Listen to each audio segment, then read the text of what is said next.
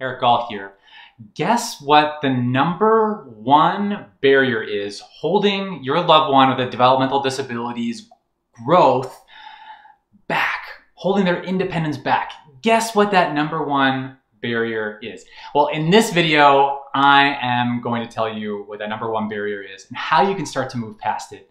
But before I do that, I just quickly want to let you know that I am hosting a free webinar for more on this topic to help your loved one grow their independence. And I'm going to go deep on this topic if you want to learn more about it. So below this video, there is a link to register for that webinar for free. So go ahead and do that. All right. So what's the number one barrier holding your loved one's independence back, right? You might be thinking, well, it's maybe social acceptance in the community, but it's not that. You might be thinking that, well, we don't have enough support or funding or resources. And I get it. You know, most people with developmental disabilities don't, but that's still not the number one barrier holding your loved one's independence back, holding their growth back, right? Those are all external barriers. There's one bigger, more powerful barrier that's holding your loved one back, and it's actually inside of us. It's an internal barrier. And the number one barrier holding your loved one back is the belief that your loved one is incapable. This is a tough one. This is tough to hear. This is tough to internalize. It was a really hard realization for me.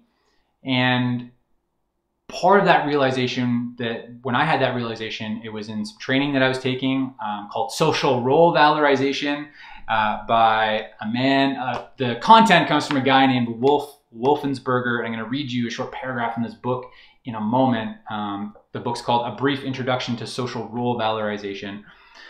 I've done a lot of training on that, but that's where I started to come through this tough realization that society puts low expectations on people with developmental disabilities, and those expectations were in my head. And because I had those low expectations and belief of incapability for my sister in my head, between my ears, right, in my programming, I was putting those low expectations and incapability on my sister, which wasn't fair to her. That held back her growth, right? And the reality is that my parents and my family were doing the exact same thing. So for me and for my family, like, we believed that my sister couldn't, make a meal. She couldn't get herself going in the morning. She couldn't do any of the self-care stuff in the morning. She couldn't, she couldn't live on her own. She couldn't do her laundry, right?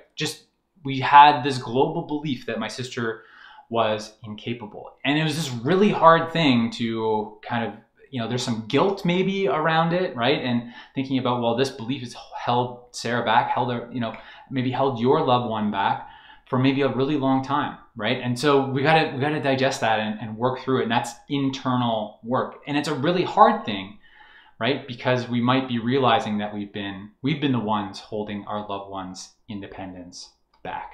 But the reality is, right, is this there's also the power inside of us to change our belief, to go from believing our loved ones incapable to believing our loved ones capable. So independence and growth for a person with a developmental disability really starts at home, right? We need to start looking inside, right? Inside of our homes first, inside of ourselves, inside of our homes first. So I want to read just a short paragraph from this book. So I just want to issue a trigger warning here. In this book, the words mentally retarded are used to refer to people with a developmental disability. So that was the kind of technical term that was used by Wolfensberger and the accepted terms at that time. So let's see here. Many mentally retarded adults are valued, even treasured by their families and some of their service workers. Yet these same family members and service workers still may cast them in the eternal child role, treat the person as in an infantilizing fashion, make no demands for performance on the person, overprotect the person, and so on. Right? So does any of that connect with maybe your approach with your loved one? That definitely has for me over time, and it's been a lot of work to shift and to change that. So what can we do? What can we do differently? I mentioned this shift from believing that our loved one's incapable to shifting to capable, right? And that, you know, is really a first key step, that belief. So what can we do? And you know, like if you've been following me in any of these videos or done any courses with me, any webinars with me, you know I'm all about breaking things down into small steps and making progress over time. So what are some small steps that you can take? And I want to make this really actionable for you.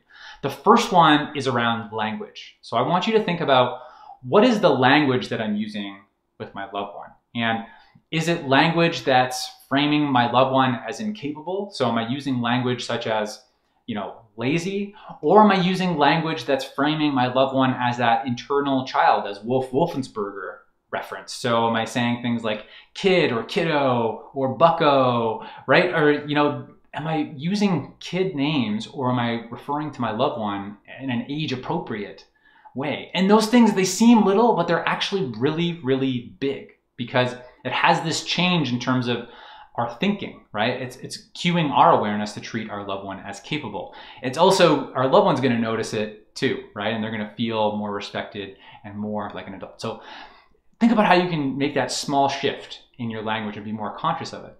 The second one is how can you slowly increase the demands on your loved ones? The second action, how can you, maybe another way to put it is, what is one small opportunity that you can provide your loved one to grow? Maybe it's setting the table.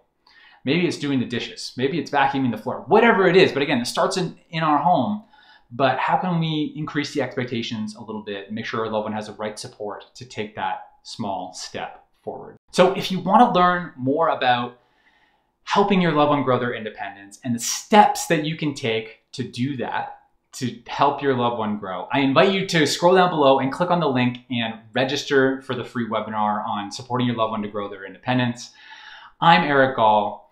Together, let's take a small step forward, and scroll down, sign up for the webinar. Hope to see you there.